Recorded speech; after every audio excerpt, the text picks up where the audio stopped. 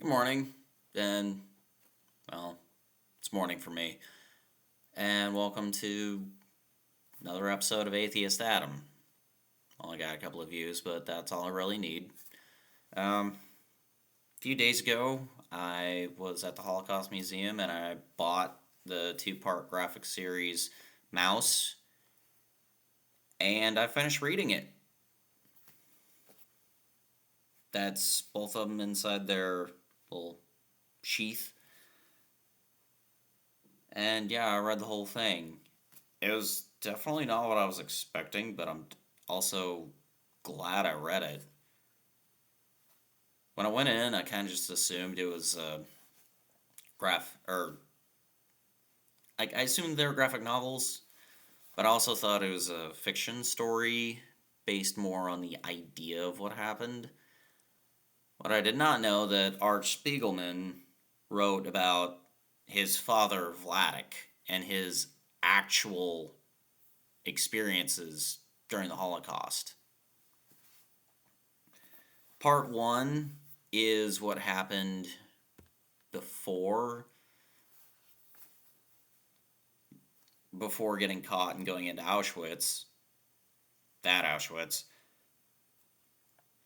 It starts 1933, kind of with some just family drama, which feels kind of like the right place to start. I mean, obviously you choose 1933 because that's when Hitler came to power. But the family drama also kind of makes more sense because that's what people were thinking about at the time. They didn't know what was coming. At least not on the ground. I mean, analysts might have known that a war was on the horizon. I mean, World War II is always going to happen. The Treaty of Versailles saw to that, whether they realized it or not. Punish a country, see what happens. But yeah, it kind of just goes through their experiences because for the next 3 to 4 years, they were just busy just doing their own family things. They weren't concerned with what was going on, like, on the ground. There's like, politically, they didn't care. They were just Polish Jews just minding their own damn business. And 38's whenever shit kicks off. And it really does a great job of just showing like how 38 was whenever shit got real. I mean, I think it was September of 38 when Kristallnacht happened. And I could go on a long tangent about that, but I'm not going to. But that really was whenever shit started really hitting the fan in Central and Eastern Europe. And that was also the time frame whenever Jews were told to leave, but also had nowhere to go. I don't remember the name of the conference, but refugees were virtually impossible because no one decided to take any of them in. And other countries were vaguely aware, but they didn't really get it. And then it goes through how he and his wife Anya were trying to evade capture for 6 years. They made it from 38 to 44, evading capture successfully. It was while he was taking his wife to get like mental health issues taken care of, which in the 30s was pretty impressive. But yeah, they were getting that done and taken care of. And that's when, shit started going down. He's more concerned about that. But then the next 6 years, they're literally avoiding the SS. And then 44 is when they got captured. Spent a full year in Auschwitz. Well, there's actually a section where they're trying to figure that out and It's either 10 or 12 months. I don't think that they ever fully resolved it. It also doesn't really matter because if you spend one day there, you spent one day too long. And that's pretty much like the story. And it ends with Vladek and Anya getting reunited post Holocaust.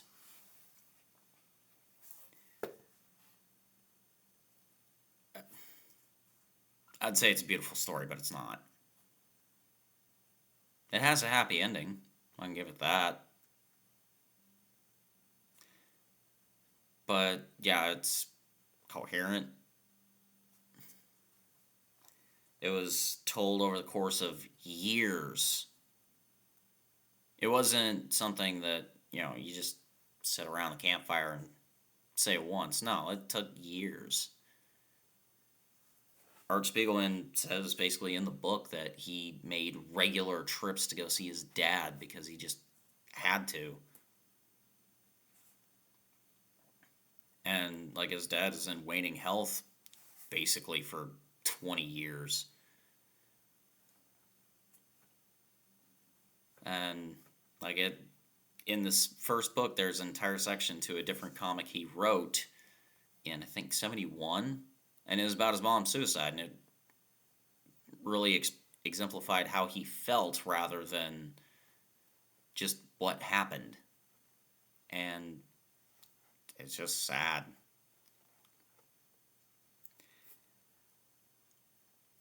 So on to the literary aspect of it. It's a graphic novel, as I said, but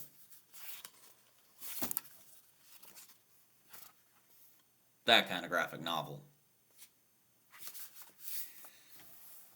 It was told very differently than I anticipated, because so like I knew that it was depicted with mice, but I didn't know he used other animals for like other ethnicities, other people. There's one French guy, he drew as a frog, bit on the nose, but yeah, he drew it in the 80s. The Germans were all cats. Obviously not a mistake. The reason why he chose mice is because Hitler compared Jews to mice. So that's why he used that animal. The Americans were dogs. The Poles were pigs. I think that's more just because he chose to just use a different animal. There was a gypsy in there who was a fly. I think there were a couple other animals in there. Yeah, the Swedes were moose, I think. Either moose or deer. But that said pretty well everything that it needed to.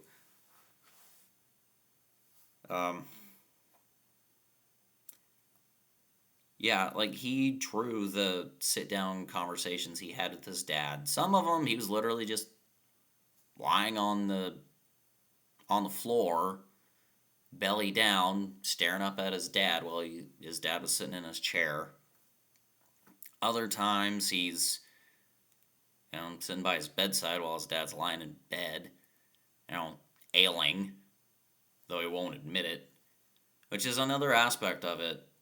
Like, it's definitely written from the perspective of someone who lived through it, or like his dad's perspective is definitely that of someone who lived through it.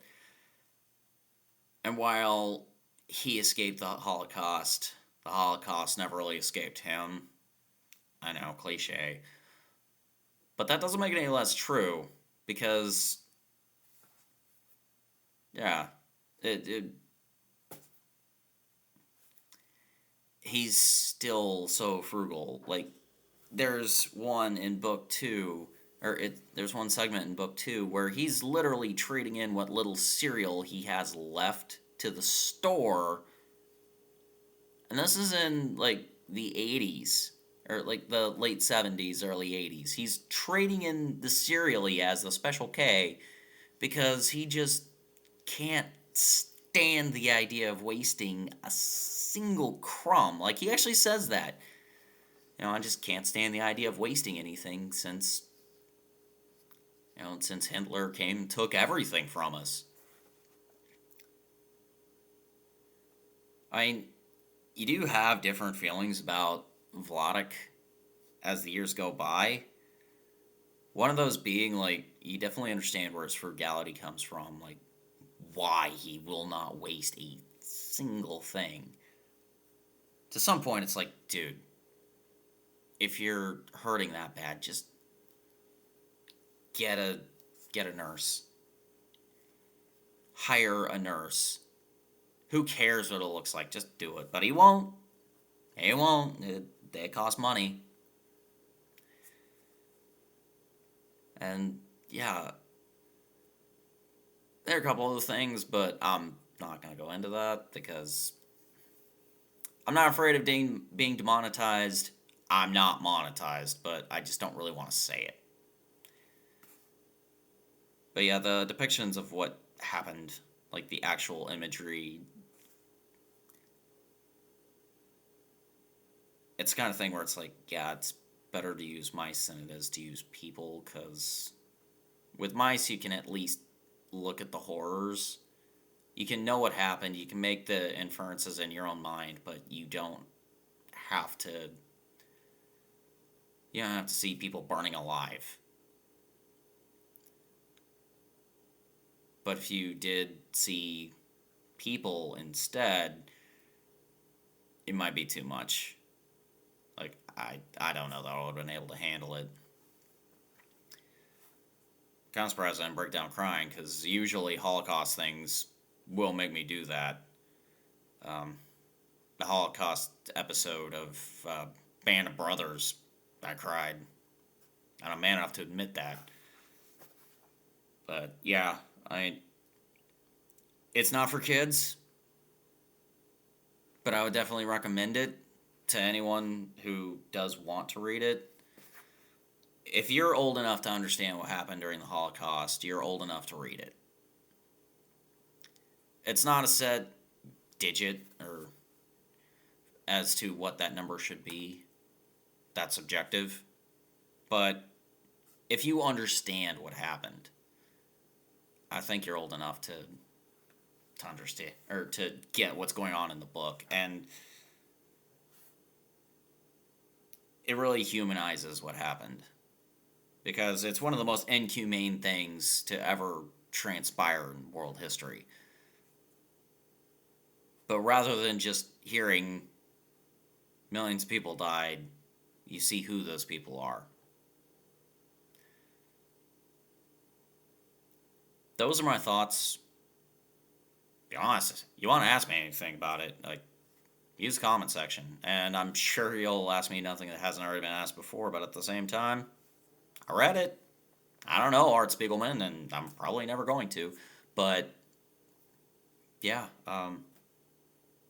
that's at least what I can think of that I got now that I finished reading it this morning. So, thank you for watching, and cheers until next time.